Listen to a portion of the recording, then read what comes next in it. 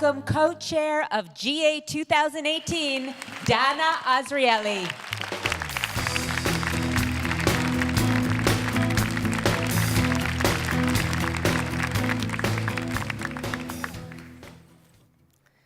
Boker Tov.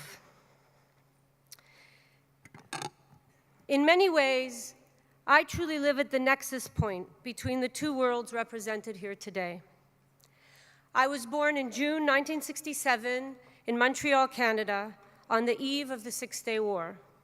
My mother tells the story of how when she was giving birth, the radio was on and the doctor would be listening to the news from Israel between contractions. I grew up in a Jewish community bubble where I felt very safe and very Canadian, but where Nomi Shemer records were playing in the background. The air of my childhood was filled not only with below-zero temperatures, but with memories and stories of Zionist heroes. In my mind, I visualized and even envied the brawny, tall, tanned, muscled European men and women who moved to the swamplands of Palestine against all odds to build a country for our people. In a strange way, I always felt Israeli. I moved here 18 years ago at 32 years old to fulfill what seemed like the most obvious of my destinies. I emulated the earthy Jews who could navigate with a map and plow the fields, and I loved the fact that women here could be direct and strong and opinionated and yet motherly, loving, and yes, womanly and feminine. I have always been an ardent Zionist, and I have also always been a product of the liberal Northeast. I was educated in the US. I slept on the porch of the Swarthmore College president's house so we would divest from South Africa. And above all, I believe that one's right to express oneself is the ultimate freedom, and that language must be fought with more language, but never censorship. When I see violence in the world, I feel despair. I can't understand how people murder, and even as a fully therapized child of a Holocaust survivor, I struggle with anxiety and fear that an enemy may lurk in a place I don't expect. I am always vigilant. I'm the graduate of a 95-day National Outdoor Leadership School wilderness training course just in case one day I will have to survive in a forest. And I hope that my overactive antenna that work overtime all the time and have a deeply psychosomatic effect on my health will save me if ever one day I am faced with an unexpected horror in a restaurant or a dance club. I have been within 6 meters of a terrorist running down the main street of the city where I live. I saw his knife. I saw his sweat. I heard the sirens because he had just stabbed a 70-year-old lady at the coffee shop on the corner. And I also saw the total abandonment of morality, the bestiality that overcame my Jewish neighbors when they ran the terrorist over with a car and hit his legs with a stick as he was face down at the bus stop while they were waiting for the police to arrive. I am a product of all of these things. Since 2014, I have been the chair of the Azrieli Group. My father started the company in the 1980s. By that time, he was an established businessman in Canada, which was a far cry from his history as a Polish refugee who survived the war by running one step ahead of the Nazis and ending up through a series of adventures in Palestine in 1942. In 1950, he left Israel in search of relatives who had survived, who lived in South Africa and England. And by the way, in his search for these relatives, he was, for all intents and purposes, a refugee.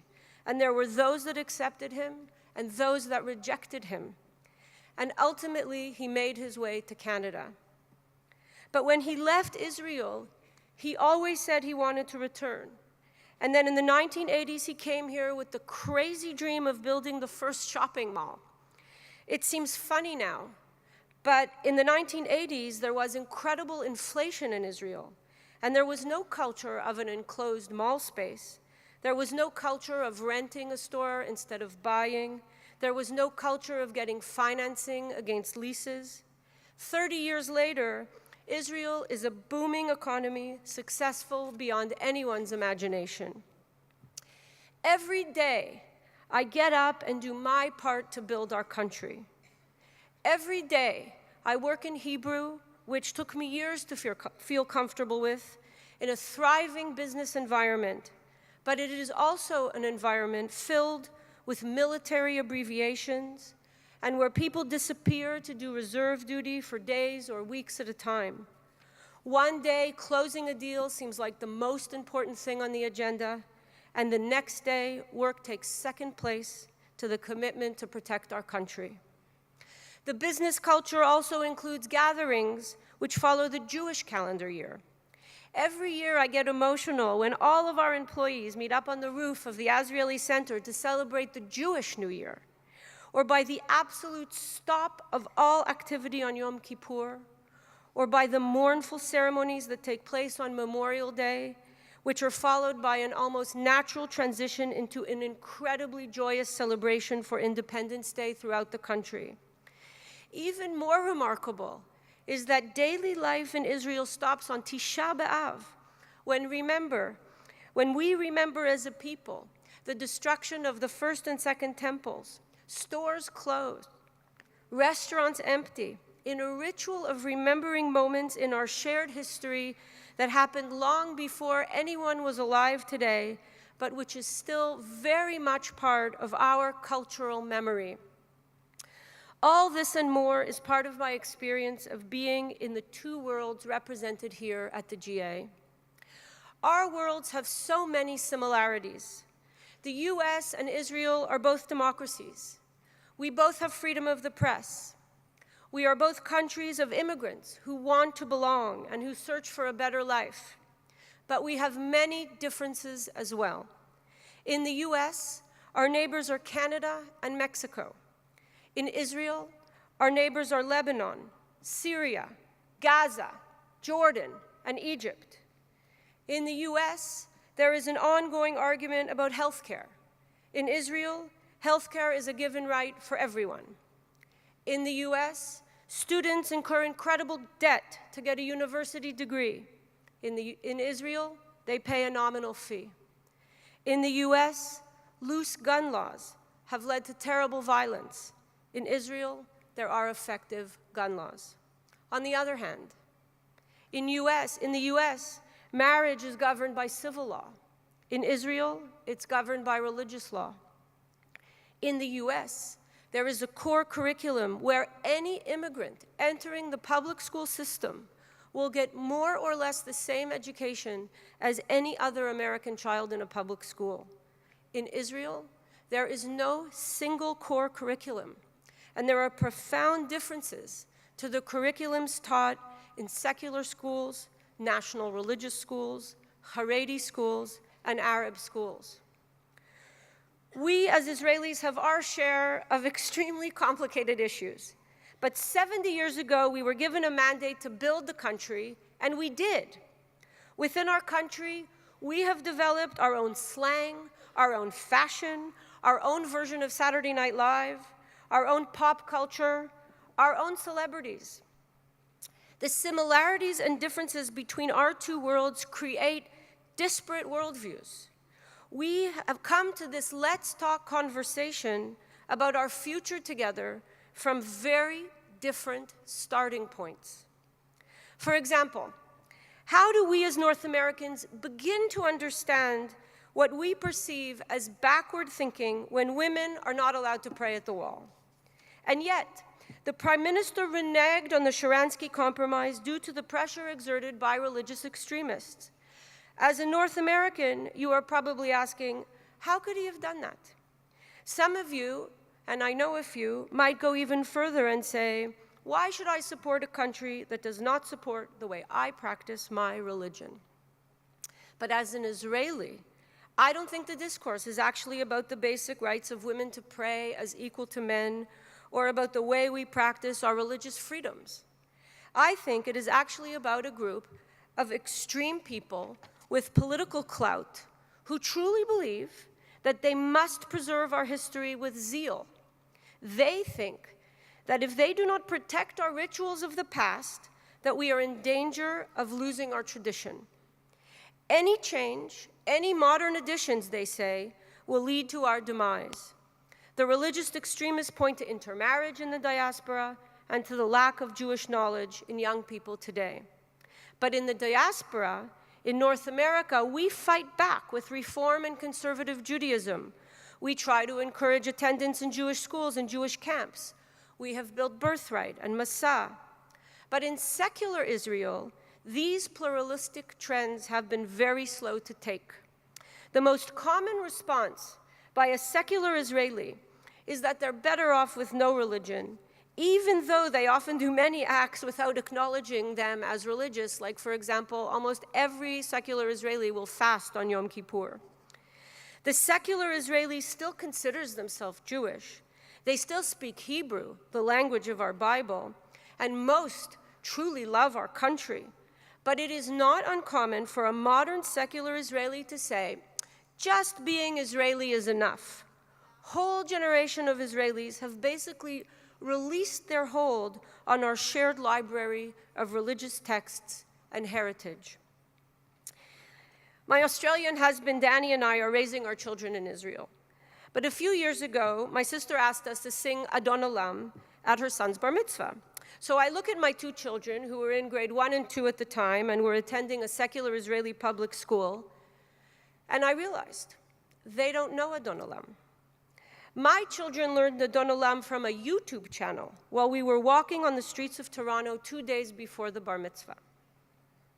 On that day, my husband and I made the decision to move from our very secular Israeli environment to a community where the pluralistic school, the Tali school, similar to how I grew up, but unfortunately not very prevalent in Israel today, where our children would be exposed to Judaism and like-minded families.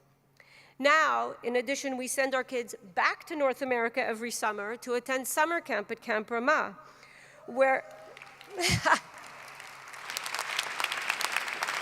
there the kids learn Birkat HaMazon, and they're exposed to the Yiddishkeit that it takes a village to convey. A village filled with customs and rituals that my Zionist heroes, the ones who built this country, they gave up upon them in favor of a culture that focused on the importance of building the land, of being strong. Our new culture was no longer tied to being victims of the past. It was no longer tied to the rituals that preserved our identity when we were visitors in another people's land, when we were minorities. And so many Israelis grew up feeling that just being Israeli is enough. But as an Israeli, I think just being here is not enough. There needs to be more. And so what is my message today? As today's world is becoming more extreme, as people are becoming more closed and protectionist, we, the Jewish people of the world, do not have the privilege or the luxury of becoming protectionist from each other. Since I come from the real estate world, I'm going to use an image of an arch. An arch is two sides pressing together. North American Jewry and Israeli Jewry are like two sides of an arch. We need each other.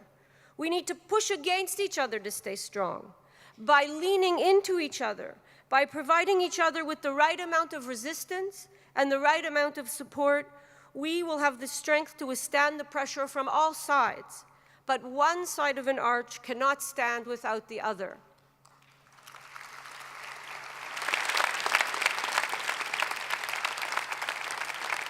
To take my analogy further, the two sides of our arch are composed of different things. We have different elements on each side, some which give strength and some which create weakness. The art is to find the right amount of resistance, the right amount of pressure, and the right amount of dependence and independence to ensure that our two sides will always remain strong vis-a-vis one another. So as you think about the metaphor of the arch and the composition and the pressure. Think about the composition of Israeli society today through this small story. Israel today is less than 50% Ashkenazi. So many of us come from Yemen and Morocco, Iraq and Iran and Ethiopia. Recently, I was at a ceremony for the Junior Maccabiah, where I watched teenagers from all over the globe proudly walking on stage, holding their respective countries' flags, Jewish kids coming from all over the world to meet and compete with other Jewish kids on the great level playing field of the sports stadium. Anyways, it was very exciting, and at the end of the ceremony, the Israeli organizers thought they would surprise everyone, and they brought the biggest Israeli pop band on stage as a surprise. Now, it's a band led by these two guys, one named Static and one named Ben El. So Static and Ben El come bouncing onto the stage, super excited. The Israelis are totally into it. The other kids are looking on curiously, kind of getting into the beat. They don't understand the words. And then this guy that was sitting next to me, a donor from New York, he leans over and he asks me, "Are these guys Jewish? Are these guys Jewish?" Because the cool Israeli rock stars were not who he expected. They were Mizrahi Jews, and the music had a Mizrahi sound. Today, many North Americans don't realize that Israel's society is incredibly diverse. Similar to North America, Israel is an immigrant society with incredibly ethnically diverse Jewish cultures. This Jewishly diverse Israel is exactly what our Zionist dream intended. When we built this country, our immigrant mentality tried to push us to belong, just like those of you whose grandparents immigrated to America. As immigrants to any country, we learn the language, we change the way we dress. But this next generation, the generation that we're here at the GA to talk about, they're native Israelis and native North Americans. They're no longer immigrants. This next generation has the benefits and the burdens of a people who actually feel like they belong.